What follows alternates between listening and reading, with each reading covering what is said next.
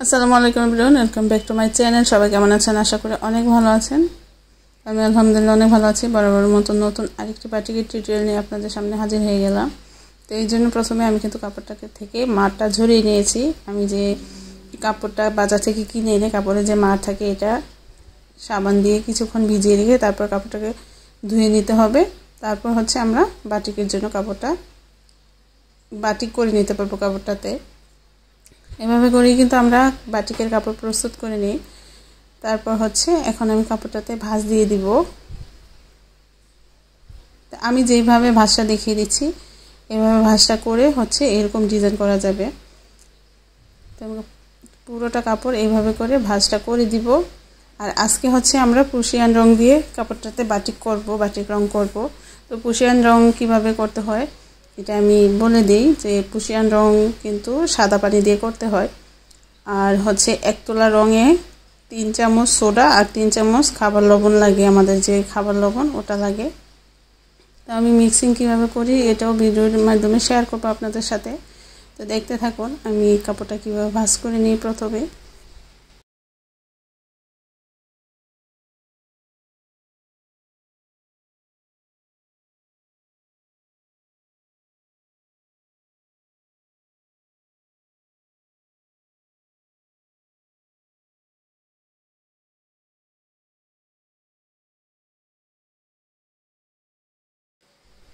তো আমার কাপড়ের এই সাইডটা কিন্তু ভাঁজ করা হয়ে গিয়েছে। এখন এই কর্নার থেকে আমরা কাপড়টাকে ত্রিভুজ আকৃতির করে ভাঁজ করে নিব।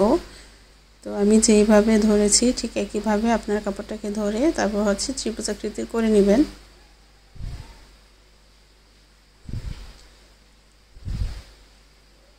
এভাবে করে পুরোটা কাপড়ে আমি ভাঁজ দিয়ে দিব।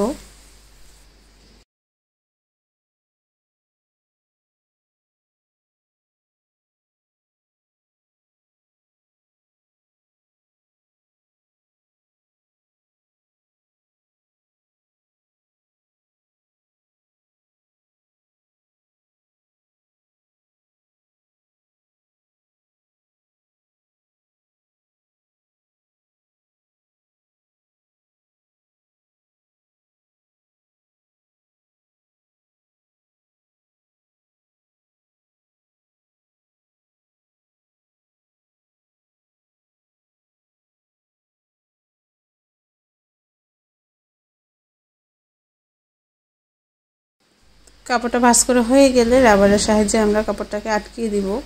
আমি 3টা রাবার দিয়ে কাপড়টাকে হচ্ছে 3 সাইড থেকে আটকিয়ে নিব। আর রাবারটা যেই সাইডটাতে থাকবে এটাতে রং ঢুকবে না।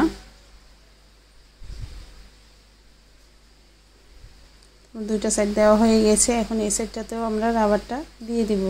খুব সাবধানে সতর্কভাবেই রাবারটা লাগিয়ে নিতে হবে। তো রাবার লাগানো হয়ে গেলে আমরা কাপড়টাকে 10 মিনিটের জন্য পানিতে ভিজিয়ে রাখব।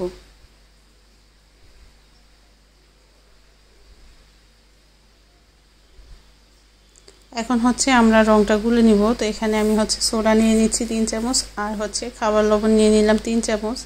নিয়ে নর্মাল পানি দিয়ে পানিটাকে খুব ভালো করে মিশিয়ে নিতে হবে সোডা আর লবণের সাথে। তো আমি সোডা আর লবণ পানির সাথে খুব ভালো করে মিশিয়ে নিব। যখন কোনো দলা থাকবে না তারপর হচ্ছে আমি রংটা দিয়ে দিব।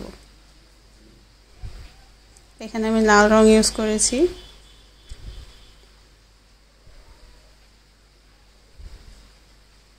এখন হচ্ছে পানি থেকে কাপড়টাকে উঠিয়ে আমি রঙের মাঝে দিয়ে দিব। প্রথমে একটা সাইড আমি রঙে দিয়ে দিব, তারপর হচ্ছে অপর সাইডটাও দিয়ে এখন এইভাবে করে কাপড়টাকে রেখে দিব রঙের মাঝে 10 মিনিটের মতো।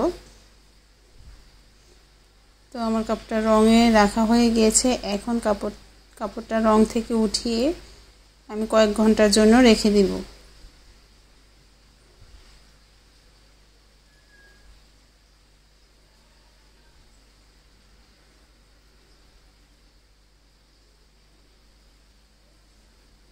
তো এইভাবে করে আমি কাপড়টাকে কয়েক ঘন্টার জন্য 2-3 ঘন্টার জন্য রেখে দিব।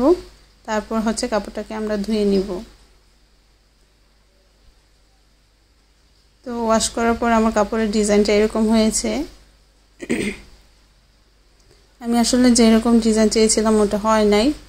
তো পরের ভিডিওতে অবশ্যই চেষ্টা করব। সবাই ভালো থাকবেন, সুস্থ থাকবেন। আল্লাহ হাফেজ সবাইকে।